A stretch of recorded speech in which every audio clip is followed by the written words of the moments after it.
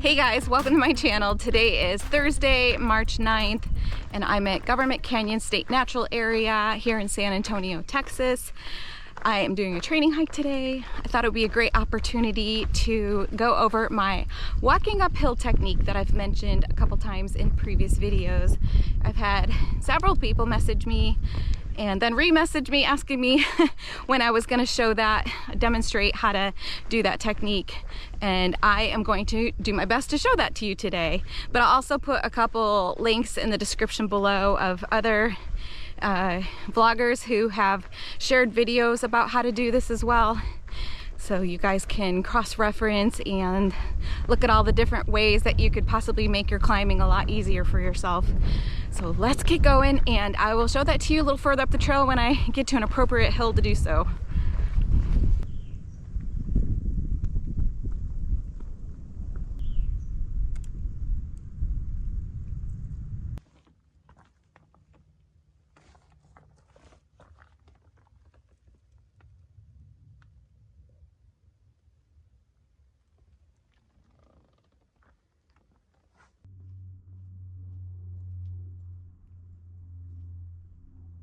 Rule number one is, with your trekking poles, if you're carrying them, keep them on their shortest length, so that way you can put them out in front of you to help pull yourself up when you need it. And honestly, when I do this technique on most hills, I find that I really don't even use my trekking poles that much, other than just for balance. But you can use them in these areas, like if you got a steep climb up or step up, and help pull yourself up with your biceps.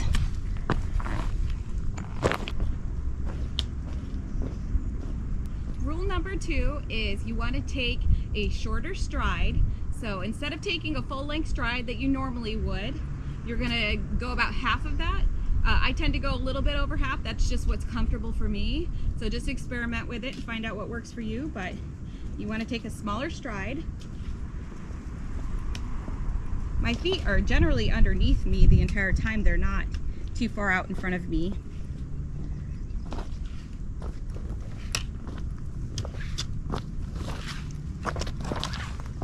Rule number three is you want to keep your foot placement kind of flat when you step. I tend to roll from heel to toe naturally, but in general my foot is a lot flatter doing this than in my normal step. It really just depends what you're walking on at the time, but you want to keep it perpendicular to the ground for the most part.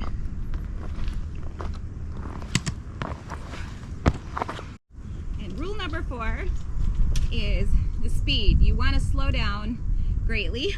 Depending on how steep the grade is, you can speed up or slow down. You'll be able to tell when you're walking if it feels awkward or it feels like you're going too slow. You can speed up a little bit.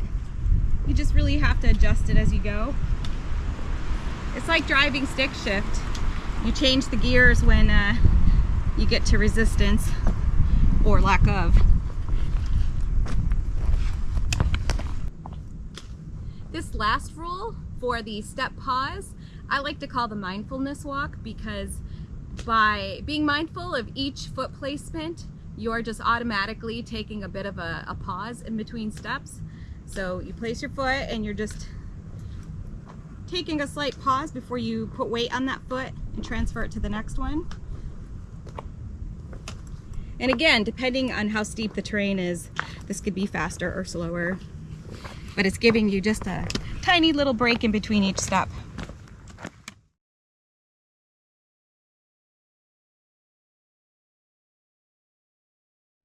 I think if you follow all those things, it really, it keeps my heart rate way down. I don't feel like I'm out of breath. I don't feel like I'm struggling nearly as much at all. And a lot of times, you don't have to worry about, oh my God, it's gonna take me too long to get to the top of the hill doing that. Well, yeah, it might take you a little bit longer, but you're not having to stop to take a bunch of breaks because you're out of breath, and you're not gonna feel super exhausted. You might be able to make more miles in the day because you haven't used all the fuel in the tank on your climb. This technique's like the easiest thing to do in the world. It's almost embarrassing to have to point out these obvious things. And when I learned that, I was like, gosh, I should just kind of know that, right? But not really. It's easy for us to just get into a pattern of just walking fast, charging ahead, especially if you're with a group of people. It can dictate how you're walking without you even realizing it, because you just subconsciously are keeping up with the group. Don't be afraid to tell people that you're hiking with that, you know, you're just gonna back off and do your own pace. I actually find people like to pace behind me because I'm only 5 feet tall, so I'm pretty short and have a short stride naturally. So when I slow that down on these climbs or take it even a shorter stride, it's pretty slow, and people will follow behind me because it keeps them going at a nice slow pace also. So I end up being a pacer a lot of times, but like I said, don't be afraid to drop off to the back of the line. You will get there, and you'll find that it's really not that much slower than just walking your normal pace, because you're not having to stop and you're just keeping like just a nice steady pace going. And don't get frustrated if it doesn't work the first, second time. Obviously just keep adjusting it until you find what does work for you. I've tried it maybe 2 or 3 times in the past, and I think at that 3rd time it stuck. Like, oh my gosh, why haven't I been doing this all along and just practicing it? And then it becomes automatic.